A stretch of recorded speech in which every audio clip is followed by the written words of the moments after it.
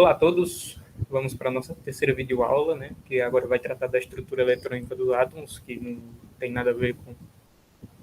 Vocês perceberam que não tem uma continuidade, né, não tem nada a ver as outras aulas, mas, vida que segue, a primeira falava de lei dos gases, a segunda vai falar da cinética química e fatores que vão alterar, né, a velocidade das reações, mas a vida é assim mesmo e vamos seguir. No caso, com o que eu quero dizer com a estrutura eletrônica dos átomos, eu vou mostrar aqui. Esses vão ser os tópicos, tá? É meio que o nascimento da física quântica, nos três primeiros modelos, digamos assim, nos três primeiras teorias que revolucionaram o meio da física, né? Da ciência em geral, para explicar alguns fenômenos, né? E com personagens bastante conhecidos, inclusive já dá para ver aqui Bohr.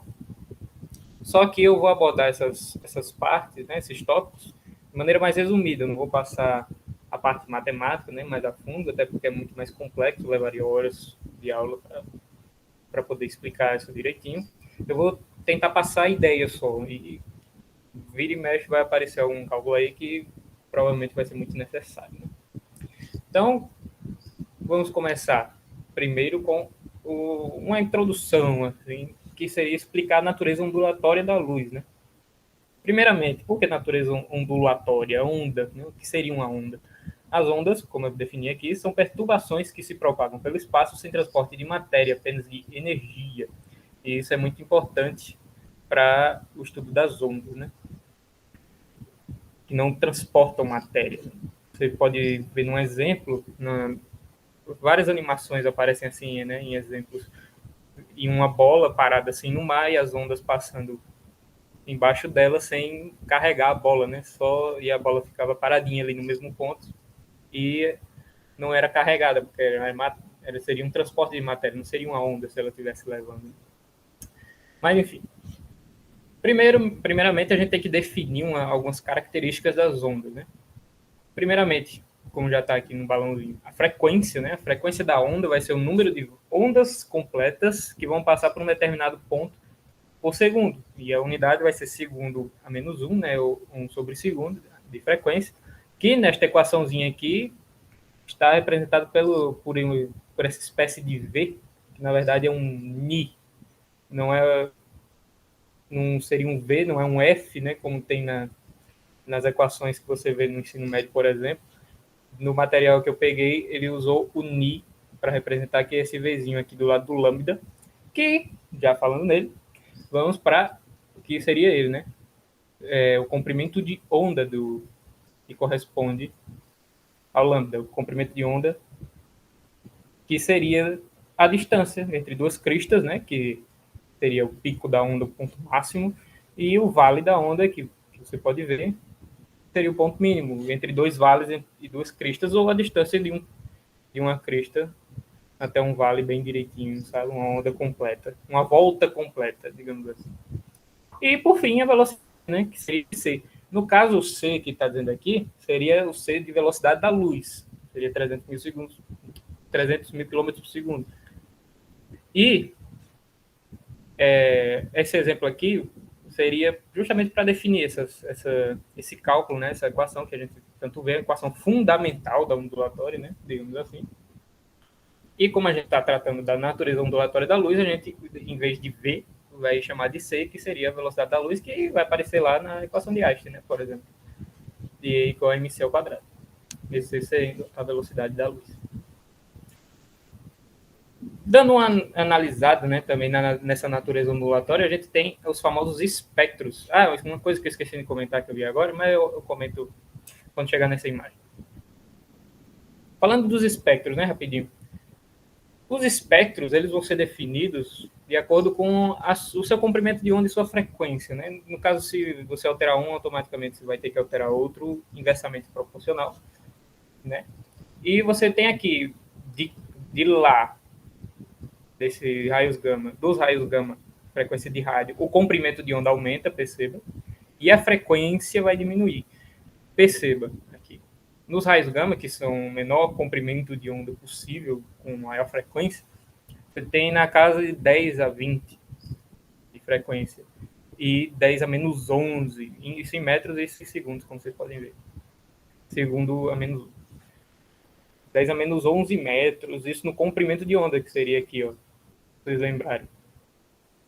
E assim vamos, passando por raio-x, ultravioleta e o espectro de luz visível, que seria essa região visível, né, que vai do vermelho até o violeta, ou do violeta até o vermelho, no caso dessa aqui, que está na casa dos nanômetros, perceba aqui, ó, 750 nanômetros e 400 nanômetros, isso no comprimento de onda, né? Aí uma curiosidade que pode vir na cabeça, por que a gente não enxerga, né, outros comprimentos de onda e só essa pequena fatia do espectro? Por que será que a gente enxerga apenas isso, né? Bom, pelo que eu vi por aí, em algumas explicações que eu fui atrás, é meio que assim, seria algo relacionado à evolução, porque nós viemos da água, né? Viemos da água, no sentido assim, nós saímos da água para conquistar a Terra. E, nesse processo, nossos ancestrais, lá quando ainda estavam na água e não tinham os olhos, eles precisavam desenvolver algum meio óptico, digamos assim, que enxergasse através da água, né? Então, a água ser transparente hoje pode ser resultado de um processo evolutivo, porque a gente precisava enxergar debaixo d'água, mesmo que seja com os proto-olhos. A luz, algum tipo de luz precisava chegar aos nossos proto-olhos, digamos assim, como eu já falei. E a luz que atravessava era justamente essa daqui, essa que vai do violeta até o vermelho.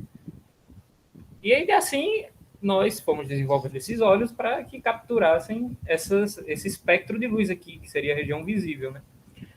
Aí você me diz, então a cor da água seria azul, por exemplo? Poderia ser, mas você vendo assim a terra azul, né? Então você já pode ter uma ideia por aí. Porque você vê alguns mares, pelo menos algumas vezes, você pode ver alguns mares no tom mais esverdeado, mas tem muitas impurezas ali também, né? Mas em sua maioria a água vai ser azul. E para nós vai ser transparente, porque justamente assim, pequenas quantidades, né? Não a água do mar. Seria justamente por causa desse processo evolutivo aí. Aí nunca se sabe, mas e se, por exemplo, é só uma especulação, sem a partir dessa hipótese, né? Se, por exemplo, nós crescêssemos, evoluímos num fluido em que apenas os raios-x ultrapassariam esse meio líquido para torná-lo transparente, torná-lo visível embaixo dele. Será que a gente desenvolveria olhos? É uma reflexão, sabe? Será que a gente desenvolveria olhos que enxergassem o raio-x? Não todo o espectro, como pode ver aqui, porque no nosso espectro visível você tem o ultravioleta e o infravermelho, um espectro maior até de diferença do que a gente vê, né, que é essa pequena fatia. Será que a gente conseguiria ver, por exemplo, raio-x ou frequência de rádio, dependendo do fluido, né? Mas fica aí no ar a dúvida, que isso inclusive é uma dúvida minha. E só para falar, né, comentar sobre o que eu prometi, questão da proporcionalidade inversa, digamos assim, de lambda e frequência, que seria o comprimento de onda e a frequência. Vocês podem ver aqui que a onda conforme a distância das cristas aumenta, perceba que o ponto, nesse pontinho, vai demorar mais, entre aspas, para que uma onda completa passe por ele. A onda completa passa por ele. Mas se você achatar a onda, como está aqui, mais ou menos, esses termos eu estou usando para ficar mais compreensível. Você vai diminuir o comprimento de onda e perceba que no mesmo ponto que eu tinha colocado aqui, mais parte das ondas, né, mais ondas completas por segundo vão passar nesse ponto, né? Então a frequência tende a aumentar. Então é por isso que a velocidade, né, a velocidade não, perdão, o comprimento de onda e a frequência vão ser inversamente proporcionais na equação fundamental da ondulatória que eu havia mostrado aqui. V no caso que eu aprendi, né? V igual a lambda F, aqui está lambda V ou lambda Ni igual a C. C é a velocidade da luz. E agora, seguindo, né, vamos para a parte da energia quantizada e os fótons. Bom, na época de 1900, por aí, antes disso, na verdade, a física até então não era dividida em física clássica e física quântica, por exemplo. Lógico, a gente está falando do nascimento da física quântica. Mas, enfim, lá tudo era uma física só. Era o que se conhecia na época, era tudo uma física. E desse problema, né, digamos assim, vai surgir uma tentativa de explicação de um fenômeno, ou de um corpo idealizado, né, chamado de corpo negro. Né? O que seria um corpo negro, para falar a verdade? Corpo negro, em linhas gerais, né? Um corpo qualquer, imagine um corpo qualquer que a uma dada temperatura vai emitir umas radiações eletromagnéticas. E essas reações, por essas por essas radiações eletromagnéticas estarem relacionadas com a temperatura que o corpo vai se encontrar, elas mais frequentemente vão ser chamadas de radiações térmicas, né? Por exemplo, um exemplo básico, né? Vamos sentir a emissão, né, de alguma coisa, de um ferro de passar, um ferro elétrico ligado, mas não vamos enxergar essas ondas por ele emitidas, né, no caso. E a baixas temperaturas, na verdade, a explicação seria que a baixas temperaturas, a maior taxa de emissão dessas radiações térmicas está no infravermelho, por isso que a gente não vê. Para chegar, né, ao ponto do espectro visível, a gente vai ter que aumentar gradativamente essa temperatura do corpo e ele vai começar a emitir a luz visível, começando pela luz vermelha, passando pela amarela, a verde, a azul e a altas temperaturas, passando disso a luz branca até chegar no ultravioleta do espectro eletromagnético. É por isso que, na verdade, a gente cria no senso comum, né? Não sei como é que está hoje, não discuti muito sobre isso com as pessoas, mas tem muita ideia de que o vermelho seria cor mais quente, né? Sendo que é o contrário. Se você olhar para as estrelas e ver uma vermelha, bote na sua cabeça que ela é mais fria, ela está no seu estágio mais frio, digamos assim. Nosso Sol, que é uma gigante, seria uma anã. Acho que é uma anã ou é uma média? Que é uma anã amarela. Ela vai ser, como eu já disse, amarela e vai estar mais perto do vermelho. Então ela não é tão quente como tem outras aí que emitem um azul. Então é assim, a partir da cor que vão estimar, né, a temperatura de uma estrela. Então bote na sua cabeça que o azul sempre vai ser mais quente, digamos assim, que o vermelho. Oficialmente a cor mais quente é o azul. E para estudar, né, essas radiações, foi idealizado um chamado corpo negro. O que seria esse corpo negro? Né? Seria um modelo mais, assim, como eu disse, um modelo idealizado, mas botando em linhas práticas, mais simples. Né? Um corpo negro é uma pequena abertura num objeto oco. Imagine um objeto oco, eu não consegui colocar a imagem aí, e uma pequena abertura, né? Uma pequena abertura nesse objeto oco.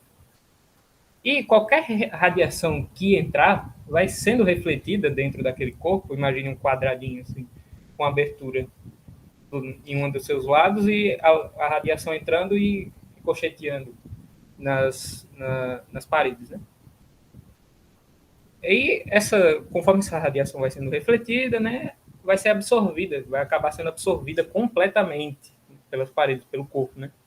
E se o objeto oco for aquecido, né, ele vai começar a liberar, ele vai começar a emitir essa radiação pelo orifício. O corpo negro em questão, na verdade, seria o orifício, não seria esse quadrado que eu mandei vocês imaginarem, pedir, né?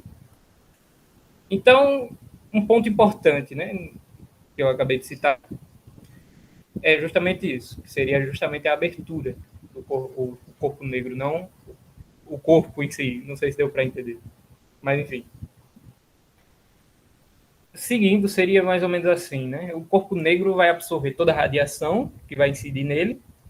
Isso significa que sua absorvidade, que é o Azinho, vai ser igual a 1 total, né? Vai ser 100%. Ele vai absorver tudo que vai chegar nele. E ele não vai refletir nada. Sua refletividade, né? Que é o termo correto, vai ser nula, que vai ser um R igual a zero. E por causa deste fato da refletividade nula, da refletividade ser igual a zero, vai ter o nome de corpo negro, né? Porque ele não tem cor a reflexão, mas ele pode ter cor, na verdade, ele pode ter cor a um tipo de emissão. E como todo absorvente é um bom emissor, logo o corpo negro, além de absorvedor, digamos assim, ideal, lembrando que estudo idealizado, né, sempre vamos frisar, é também um emissor ideal, e sua emissividade é igual a 1. Então ele vai emitir tudo que ele acabou absorvendo, né? E vai ser um Ezinho igual a 1. Isso é visto em termodinâmica, se eu não me engano. Na física eu não vou lembrar agora que eu... acho que é na parte de calorimetria por ali. Acho que no final é na parte de radiação térmica. É por ali, que eu lembro agora.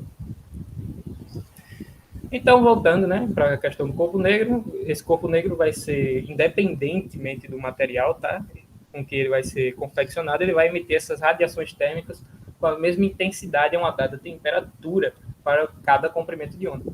Daí decorre o uso do corpo negro para o estudo dessas radiações. Através do orifício tem-se a emissão da radiação por aquecimento. Eis, então, que surge um probleminha, né?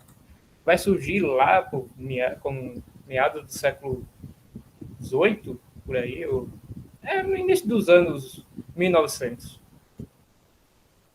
Vai ocorrer que os físicos da época, como eu havia dito antes, eles vão ter só a física clássica para explicar, para usar, né, para tentar explicar alguma coisa. E nisso, as comprovações, né, as experimentações, né, na tentativa de explicar os picos de temperatura que cada cor emite, cada comprimento de onda vai emitir, eles acabaram que na parte teórica, usando a física clássica para explicar, eles vão acabar se deparando com a famosa catástrofe ultravioleta, que seria uma discordância gigantesca nesses dois gráficos, né, que seria a parte experimental, que faz aquela curva bonitinha com o seu pico, e a catástrofe seria o gráfico teórico da época, né, seria uma linha tendendo ao infinito. E isso implicaria, no caso, por exemplo, que você acendesse um fósforo assim na sua cara, você provavelmente morreria instantaneamente por causa das ondas de altíssima frequência liberadas pelo fósforo. E, como não é isso que acontece, tem algo de errado, né? Eis que surge este senhor alemão, chamado Max Planck, que tem um nome muito mais complicado no meio aí, mas Max Planck fica mais legal. E em meados de 1900 já, eu acredito. Acho que por 1900. Ele surge para tentar explicar essa questão da radiação de corpo negro, né? Então ele através de estudos, ele chega na famosa equação E igual a HV, não HV, HNI, esse início da frequência, tá? Sempre lembrando que quando aparecer esse Vzinho, será a frequência, que seria Ni. Só que, diferentemente lá da nossa equação da ondulatória, vamos ter aqui o H. Esse H, na verdade, é a constante de Planck. E ela vai ter um valor, né, como eu botei aqui, 6,6, 26 vezes 10 a menos 34 joules segundo, aqui é a unidade, né? E, assim, segundo a teoria de Planck, né, a matéria vai poder emitir e absorver energia apenas em múltiplos inteiros de HV, como eu disse. Eu chamo de HV para ficar mais fácil de entender, porque HNI, aí vão olhar para a tela e vão ver um V. Enfim, é uma letrinha grega, tá? Porque na explicação anterior, né, no modelo antigo, que gerou a catástrofe ultravioleta e tal, vai ser meio que, imagine sendo esse HV sendo um Ezinho. Aí qualquer valor vai poder, naquela explicação, qualquer valor poderia multiplicar, não teria um número múltiplo, né? A energia não seria em múltiplos, como o Planck sugeriu, múltiplos de números inteiros. Então, ele vai explicar, né, que ele chega para desconstruir essa ideia, né, que a matéria só vai poder emitir e absorver energia apenas em múltiplos de inteiros de HV. E aí vai, né? HV1 no caso, 1 HV, aí 2 HV, 3 HV e assim por diante. Talvez tenha ficado confusa essa explicação, mas qualquer dúvida vocês avisam. Bom, se a quantidade de energia emitida por um átomo for 3 HV, por exemplo, digamos que seria 3 quanta. Quanta seria justamente o plural de quantum. Quanto vou até ver aqui direitinho, que me deu um branco. Quanto significa quantidade fixa. E é a partir daí que nasce a física quântica, a partir de uma catástrofe, né? Porque muito da ciência se progride assim, não é catástrofe necessariamente, mas de erros que acontecem com todo mundo, qualquer cientista pode errar. E a partir daí surgiu um personagem que conseguiu, não um personagem, uma pessoa bastante singular no seu pensamento, e conseguiu explicar de maneira sensacional, depois isso aí foi comprovado, né? Porque aquilo ali estava errado, e a partir daí todos os resultados experimentais bateram com essa teoria de Planck. E acabou que, né, a catástrofe ultravioleta foi meio que corrigida por ele. E aí, vamos dar continuando, né? Como a energia pode ser liberada somente em quantidades específicas, vamos dizer que elas são energias quantizadas, ou seja, seus valores são restritos a determinadas quantidades. Essa proposta, muito revolucionária de Planck na época, de que a energia é quantizada, provou-se correta logo depois, como eu disse, e como resposta, ele recebe seu prêmio Nobel, em 1918, um trabalho sobre a teoria quântica. Agora vamos dar uma explicada, né, que seria essa energia quantizada. Por que quantizada seria em quantidades? Você pode pensar assim, né? Mais ou menos por aí, né? Vamos fazer uma analogia aqui entre uma rampa e uma escada, que vai poder ajudar. Eu coloquei até aqui a imagem. Aqui você vê, na rampa, a energia potencial de uma pessoa subindo a rampa, né?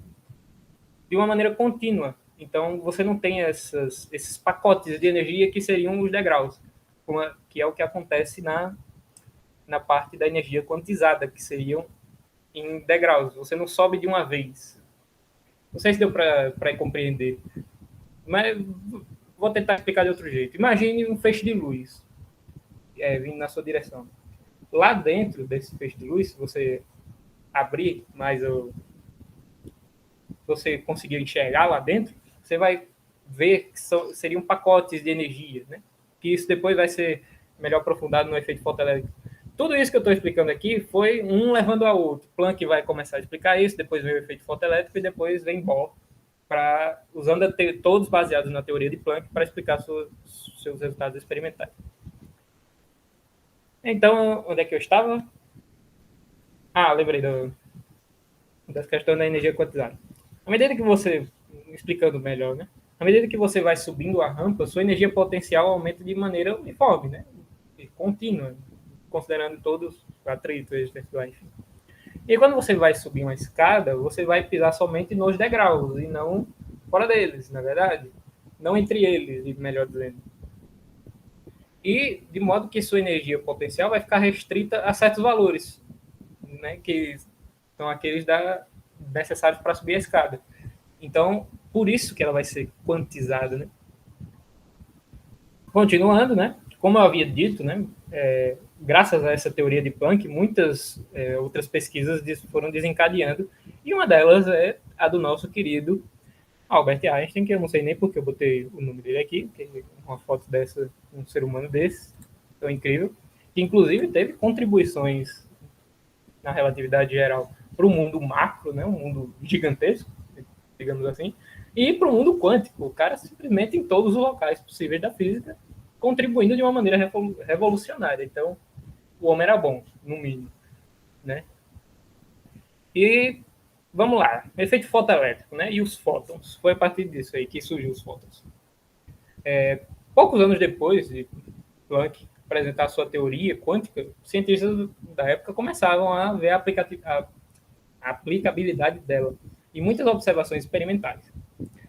E eis que, então, em 1905, Albert Einstein vai recorrer à teoria de Planck para explicar o efeito fotoelétrico, que na época não era efeito fotoelétrico ainda, só depois, né? O que é que seria, né, a problemática desse efeito fotoelétrico? Uma luz incidindo em uma superfície de metal limpa provoca a emissão de elétrons dessa superfície. É necessária uma frequência mínima para que isso ocorra, né? Uma frequência mínima para cada metal específico, para que ocorra essa emissão de elétrons. Por exemplo, dar um valor aqui. A luz com uma frequência de 4,6 vezes 10 a 14 segundos a menos 1, ou superior, vai fazer com que o césio, esse é o valor do césio, emita elétrons. Porém, se a luz tiver uma frequência menor que essa, os elétrons não vão ser emitidos. Então, essa foi a problemática, né, que Einstein encontrou para poder explicar.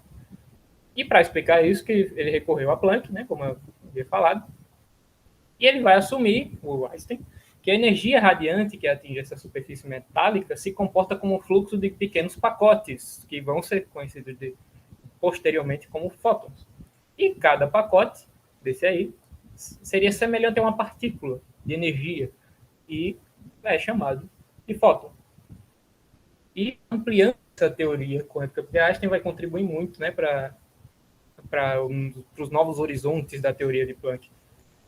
Ele vai ampliando essa teoria quântica de Planck, melhor dizendo. Ele vai deduzir, Einstein, que cada fóton deve ter uma energia igual à constante de Planck, né, multiplicada pela frequência de luz. Como havia dito, todas as energias vão ser múltiplas nisso na parte de Planck, múltiplas de um número HV, seria a constante de Planck e a frequência. E aqui está, né, o que Einstein deduziu, a energia do fóton vai ser igual a E, que lá eu mostrei na equação de Planck, né, que seria a constante de Planck H vezes o Ni, ou V, que seria a frequência. Dessa forma, a energia radiante, digamos, a energia necessária para liberar elétrons seria quantizada, né? Então, sob determinadas condições, os fótons que vão atingir uma superfície metálica podem transferir a sua energia para elétrons presentes nesse metal. Mas isso vai depender da frequência com que isso vai ocorrer, né? Frequência de pacotes de energia que vão atingir aquele elétron. Certa quantidade de energia é necessária para que esses elétrons possam vencer as forças atrativas que os prendem àquele metal, aquela placa metálica. Se os fótons que atingem o metal tiverem menos energia que a função trabalho, né, que seria essa certa quantidade de energia, a função trabalho seria essa certa quantidade de energia que o elétron precisa para sair, os elétrons não vão adquirir essa energia suficiente para escapar do metal, mesmo que o feixe de luz seja intenso. Por outro lado, né, por outro ponto de vista, se os fótons tiverem mais energia do que a função trabalho do metal em questão, os elétrons são emitidos. E qualquer excesso de energia do fóton vai ser convertido em energia cinética para o elétron emitido. Então, a intensidade da luz ou o seu brilho, a intensidade da luz ou o seu brilho está relacionada ao número de fótons que vão atingir a superfície por unidade de tempo, praticamente frequência. Né? Mas não da energia de cada fóton. Não vai depender de cada pacotezinho, vai depender da frequência com que aqueles pacotes vão atingir, que seria, na verdade, justamente aquele número que é HV. E, graças à sua maravilhosa e revolucionária contribuição à teoria de Planck, Einstein vai levar o seu Nobel de Física, que todo mundo já deve estar careca de saber que não foi por causa da relatividade, foi sim por explicar o efeito fotoelétrico e como comportam-se os fótons numa placa de metal, numa superfície metálica, e em 1921 ele vai levar esse prêmio Nobel de Física. Seguindo agora para o espectro de linhas, né, e o modelo de Bohr, que, mais uma vez, como eu havia dito, cada trabalho vai influenciar em um novo. Planck vai influenciar Einstein, que vai influenciar agora Bohr. E o trabalho de Planck e Einstein, né, vai abrir esse caminho para a compreensão do modo como os elétrons são distribuídos nos átomos. Né? Então, em 1913, o físico dinamarquês, que seria Niels Bohr, não botei a imagem dele, não foi porque eu estou de marcação com ele, mas é porque eu preferi colocar essas imagens aqui que vocês estão vendo. Acho que precisaria ficar no mesmo slide, enfim, questão de gosto. Voltando.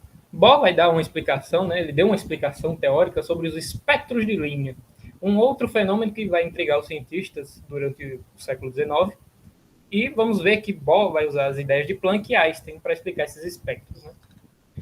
Os espectros de linha, o que, que seriam eles? Né? Dando uma explicação rápida. Uma fonte específica de energia radiante vai poder emitir um único comprimento de onda, como a luz, de um laser. A radiação com um único comprimento de onda seria monocromática. Porém, as fontes de radiação mais comuns, como lâmpadas e estrelas, produzem radiações de diferentes comprimentos de onda, que são, na verdade, policromáticas. Um espectro é produzido quando a radiação proveniente dessas fontes é separada em comprimentos de onda que vão constituir, né, vão vir dessa radiação. Quase que não sai. Como eu estou mostrando aqui nessa figura de cima. Você vê aqui fonte de luz para produzir o espectro, né? Já tem aqui um tutorial. Passa essa luz na fenda, essa luz estreitada, filtrada, digamos assim, ia para o prisma, e do prisma ela se espalharia, se dividiria nessa tela, que seria o espectro contínuo. E aí eu vou explicar o que seria o espectro contínuo. Aí vamos lá, né? O espectro resultante vai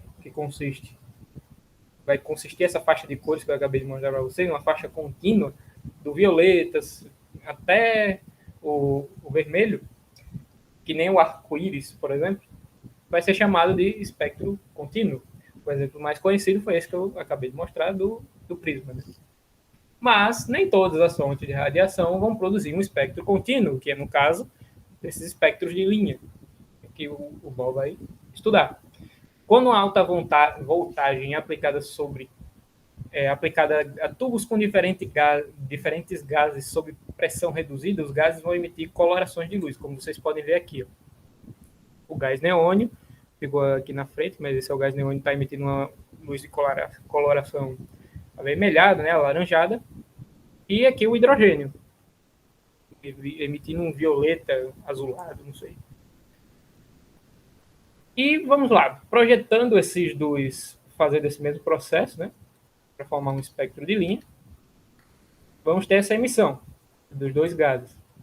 E vamos projetar do mesmo jeitinho que esse aqui. Só que, quando você separar, digamos assim, todas as radiações, você vai chegar nesses traços, que seriam como a assinatura dos elementos, né? Seria como a digital de cada elemento. Aí, essas luzes, a luz emitida, né, pelo gás neônio, vai apresentar, como eu havia dito, o alaranjado, característica da luz de neon, enquanto o vapor de sódio, que vai estar lá dentro, vai emitir a luz amarela. Quando a luz proveniente desses tubos vai atravessar o prisma, o espectro resultante consiste de apenas alguns comprimentos de onda, como eu mostrei, que é no caso do espectro de linha. Cada linha colorida desses espectros, a luz corresponde à luz com um dado comprimento de onda. Um espectro formado por radiação com apenas alguns comprimentos de onda específicos, chamado de espectro de linha. Então, esse é o espectro de linha.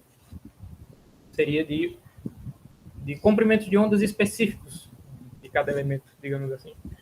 Não é de todo, não é como um arco-íris que tem todas as faixas, né? E aí, quando os cientistas detectaram pela primeira vez o espectro de linha do hidrogênio, em específico, em meados lá de 1800, por aí, eles ficaram fascinados pela sua simplicidade. Você pode ver aqui, são poucos, são 4 linhas, aparentemente, né? No espectro visível, a questão. Naquela época, eram apenas 4 linhas, né? Como eu estou mostrando aí na imagem. Que seria lá o violeta, o azul verde, ou ciano, como você queira, e o vermelho, que foram observadas. Né? Aí eis que, em 1885, um professor suíço chamado Johann Balmer mostrou que os comprimentos de onda dessas 4 linhas se ajustavam a uma fórmula simples, que os relacionavam com números inteiros. E eu vou mostrar essa fórmula, mas só por mostrar mesmo, não vou mais a fundo com ela. E, posteriormente, né, as outras linhas de outros espectros foram encontrados, né, no caso do espectro ultravioleta e infravermelho, do espectro de linha do hidrogênio, especificamente. Aí vamos lá, passando. Essa seria a equação de Rydberg, que no caso serve justamente para isso, né? Permite o cálculo dos comprimentos de onda de todas as linhas espectrais do hidrogênio.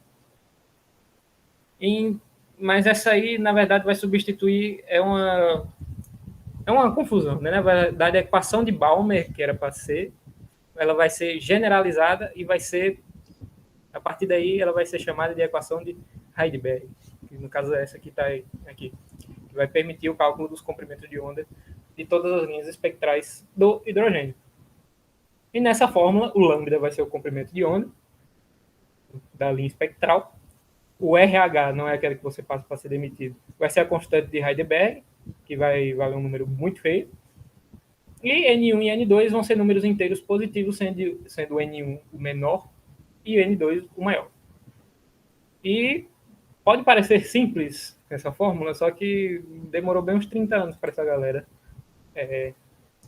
achar, né, respostas para isso. Então, por isso que é bem complicado essa história das linhas espectrais de cada comprimento de onda no espectro de linha.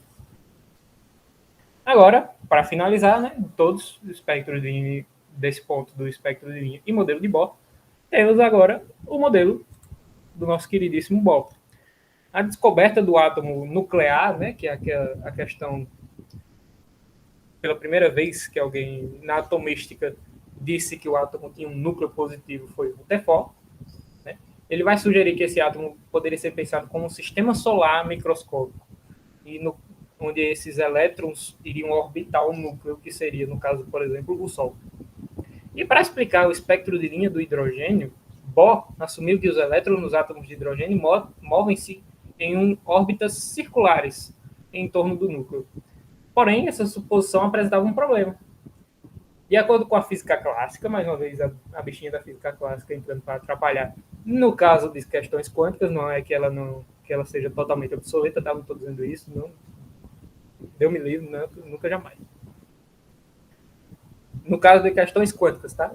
Na questões quânticas da física quântica, depois você, fora disso, você pensa em física clássica. Mas enfim.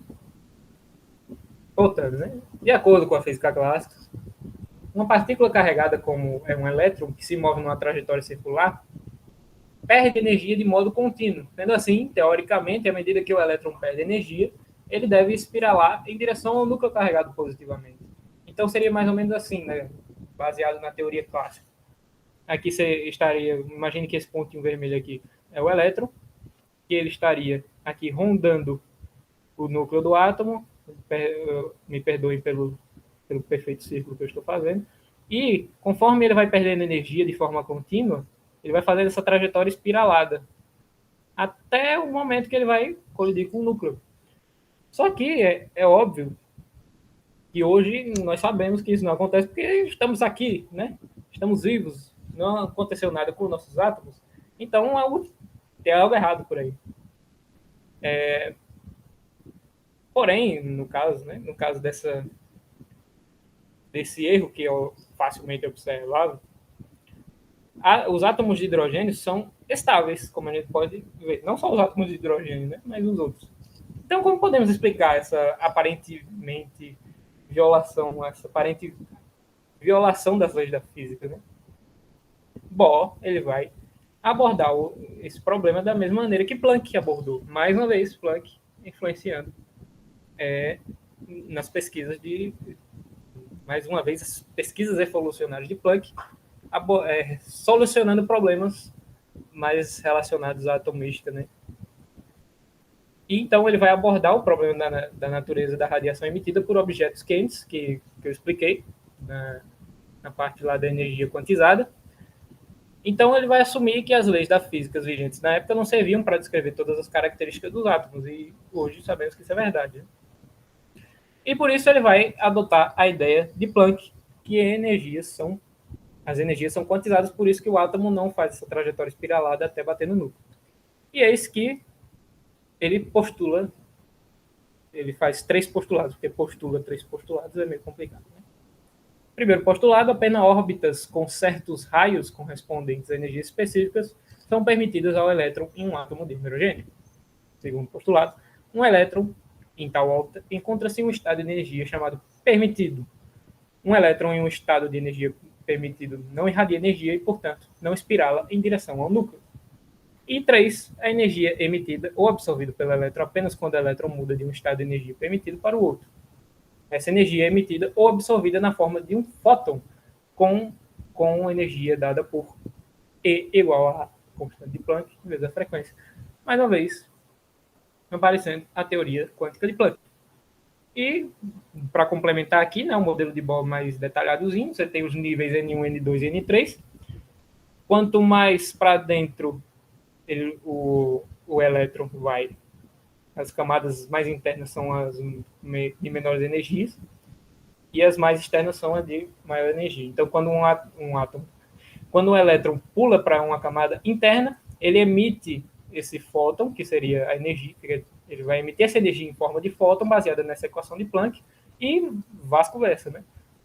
Se ele vai para uma camada mais externa, ele absorve a energia de um fóton na forma de E é igual a HF. Aqui está HF e aqui está HNI, mas relevem a mesma coisa, frequência. E assim, eu finalizo esses 3 pilares, digamos, da teoria quântica, né? Os 3 gigantes da teoria quântica que começaram a compreender esse mundo muito pequeno, que não é tão pequeno a ponto das leis da física clássica tornarem eles um completo absurdo. Né? Então é isso, eu agradeço pela atenção, espero que você tenha aprendido alguma coisa, se sim, eu já fico muito feliz, e é isso, nos vemos em uma outra oportunidade.